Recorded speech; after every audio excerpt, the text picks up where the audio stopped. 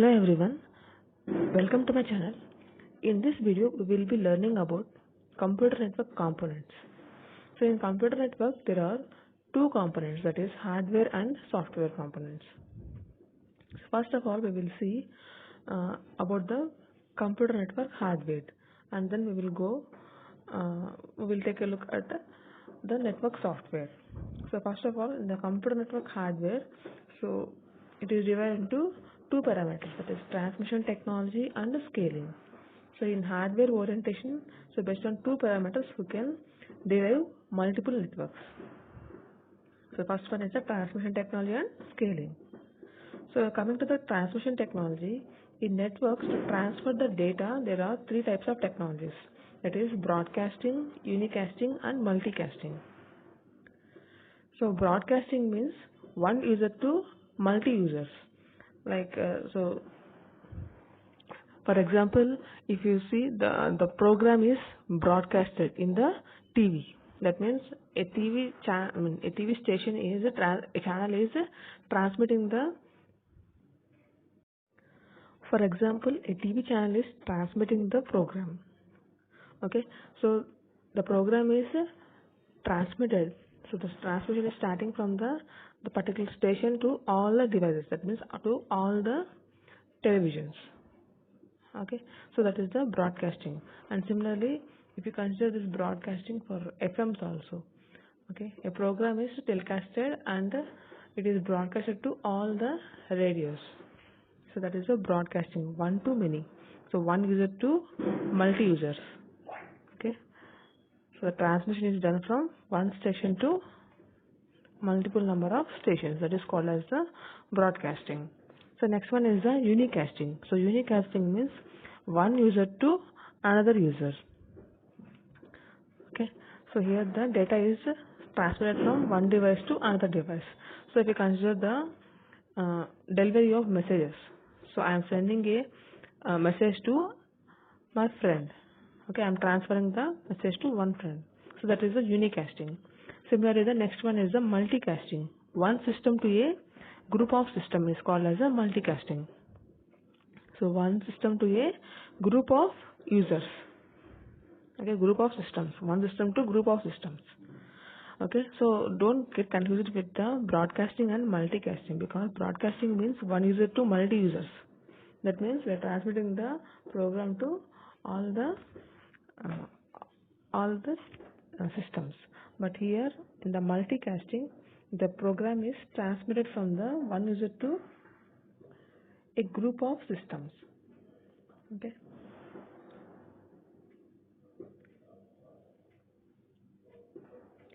Another parameter of network hardware is scaling. So scaling is again divided into four types, that is LAN, MAN, WAN and Internet.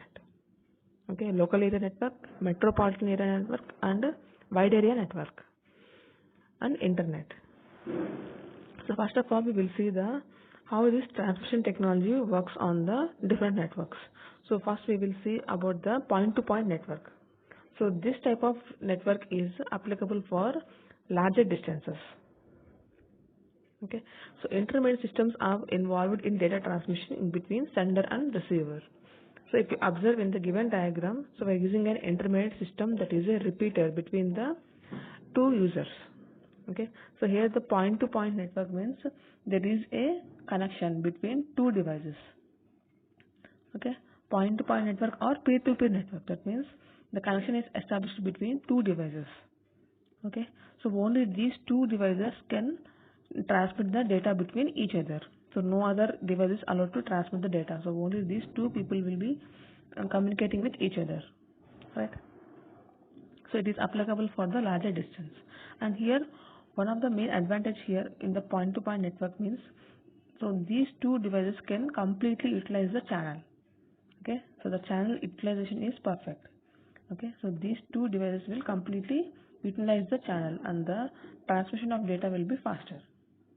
Okay, so in the case of the point-to-point network, we are using intermediate systems such as repeaters. Suppose I want to transmit the data from one device, that is user 1 to user 3. So these two devices are far away from each other, right? Since it is applicable for longer distances, Okay, so these two devices are far from each other.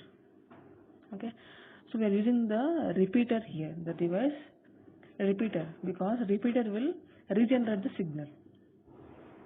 Okay, the signal after transmitting from one user to another user, so it may get weak. So that's why we're using a repeater here.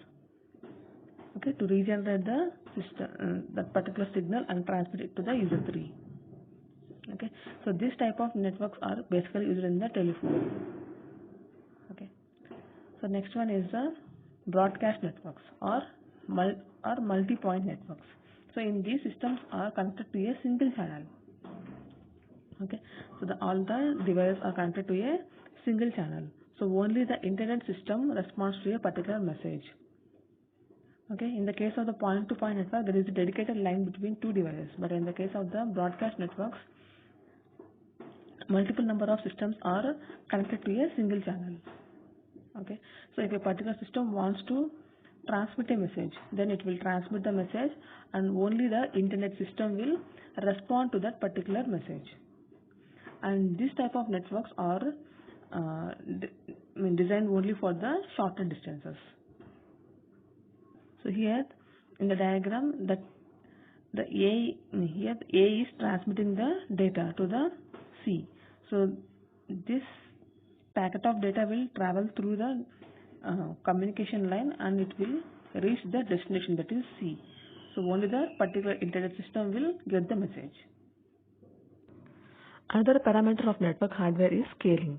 So networks are of 4 types based on scaling, that is LAN, MAN, WAN and Internet. So first of all, we will see what is meant by local area network. So we can differ the LAN among MAN, WAN and Internet based on these characteristics, that is size, transmission technology and topology. So we will know about these characteristics one by one in this lecture only. So first of all, we will learn about the topology. Okay, so here size means the LAN will occupy only some limited area, that is like only within some meters, right? So meters to 1 kilometer. But the metropolitan area network covers entire city, whereas the WAN covers the entire world. So this is the size of the particular network. That's coming to the transmission technology. So we are considering the transmission technology as broadcasting, unicasting and multicasting. So this in the scaling technique, so it may depend on any one of the transmission technology, maybe broadcasting, unicasting or multicasting, right? And the next one is topology. So we are having different types of topologies, that is the bus topology, ring topology, mesh topology, star, tree topology. Okay, and in the local area network, it is going to use the transmission technology as broadcasting, and topology is bus and ring topology. So these two, so bus and ring topology it is going to use in the local area network, whereas the transmission technology is broadcasting. Okay.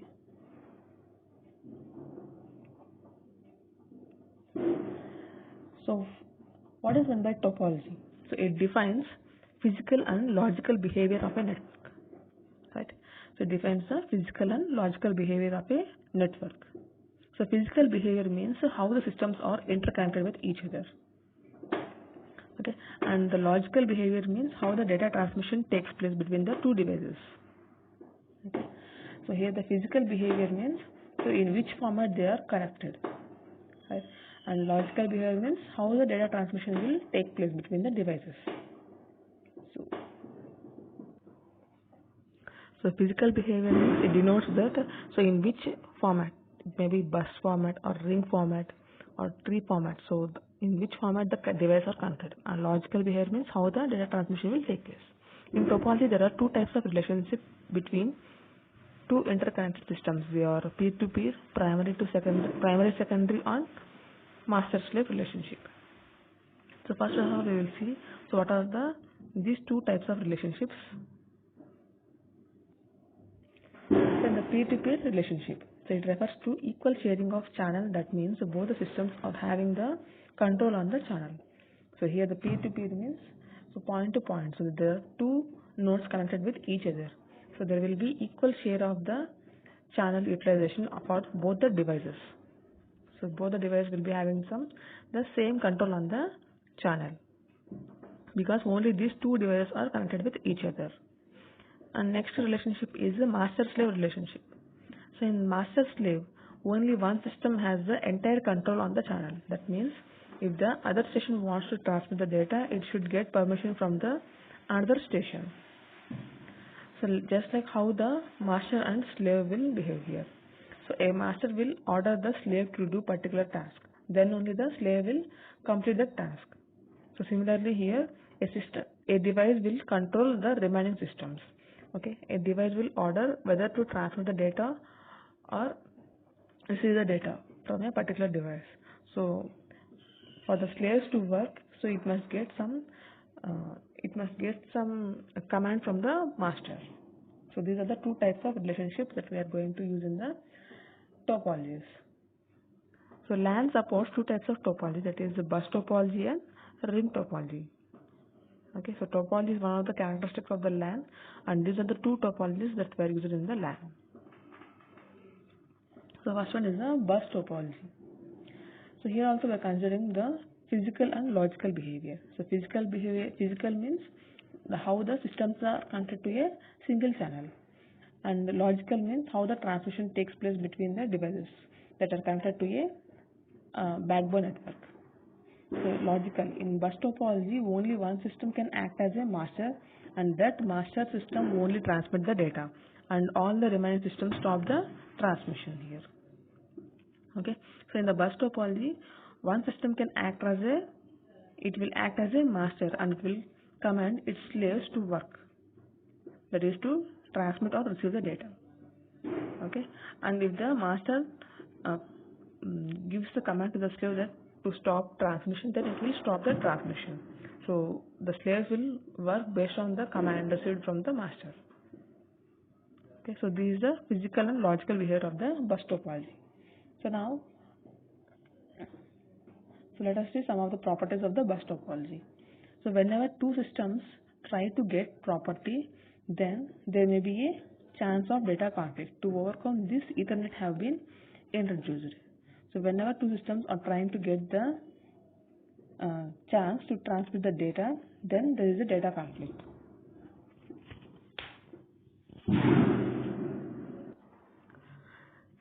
So here you can see the bus topology. So here all the devices are connected to a backbone network. Okay, so with a drop line, so this is a drop line. Okay, so all the devices or stations are connected to a backbone network, and here in the given stations, one will act as a master and the remaining will act as a slave. Okay, so when one master is commanding the remaining slaves to transmit the data, then they will transmit the data, otherwise they will stop the transmission. Okay. So whenever two systems try to get whenever the two systems try to get the superiority here or the power, then there may be a chance of data conflict. To overcome this, Ethernet have been introduced. Okay.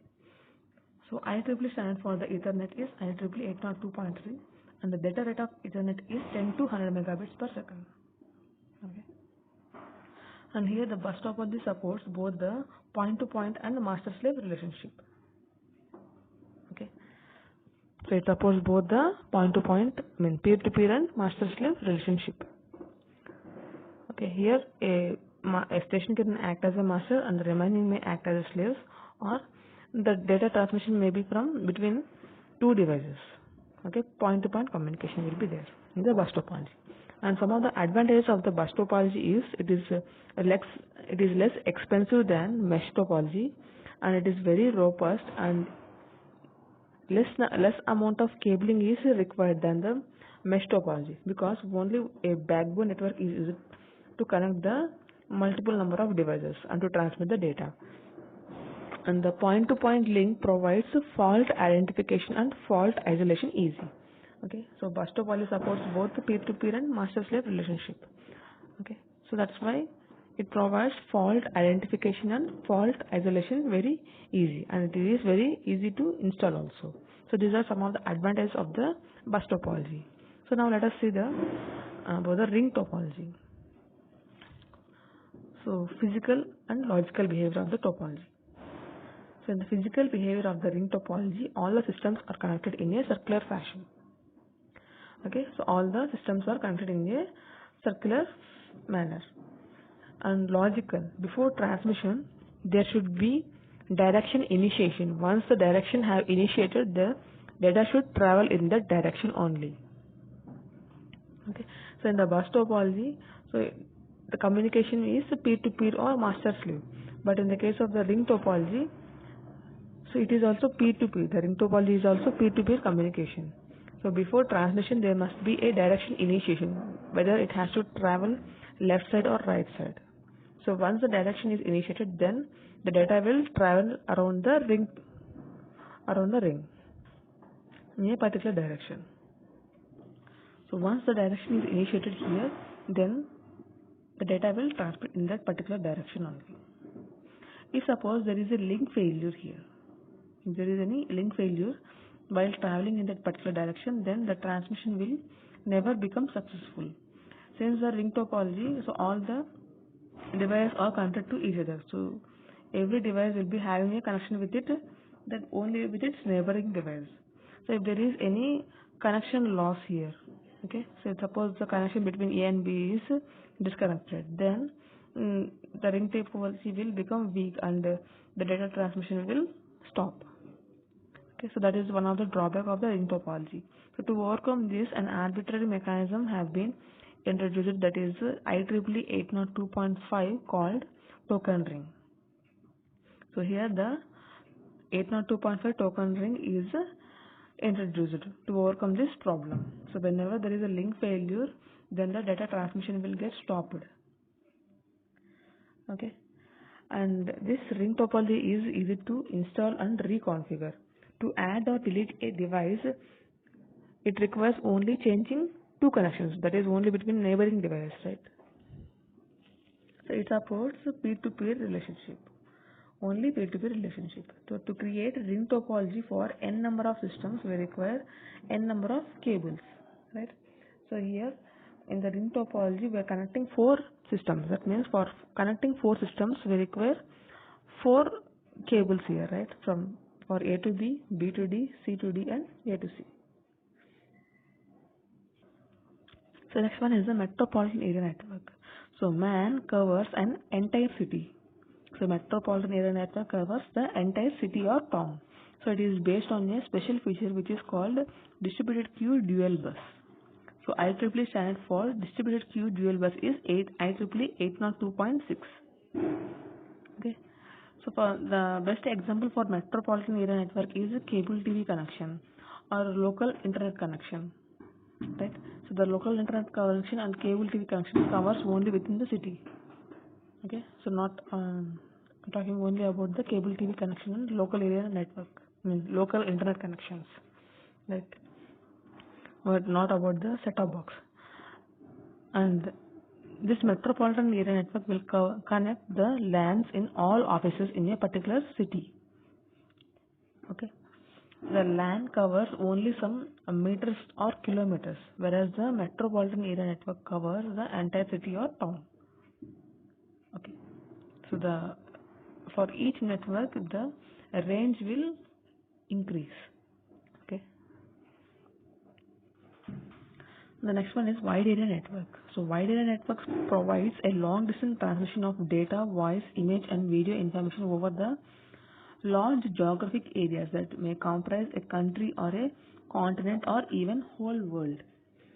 Okay, a WAN can be as complex as the backbones that connect the internet, or as simple as a dial-up line that connects home computer to the internet. Okay, so the WAN, that is wide area network, covers the entire country or entire world. Next one is the last one of scaling technique is internetwork. So internetwork is nothing but connection of 2 or more networks is called as the internetwork. Okay, so internetwork means it will combine 2 or more networks. So the networks may be MAN, LAN, or WAN. Okay, so it is connecting the different networks through a router. So this is all about the transmission technologies and topologies. In the next video we will see the remaining topologies. Thanks for watching my video. Please do like, share and subscribe to my channel. Thank you.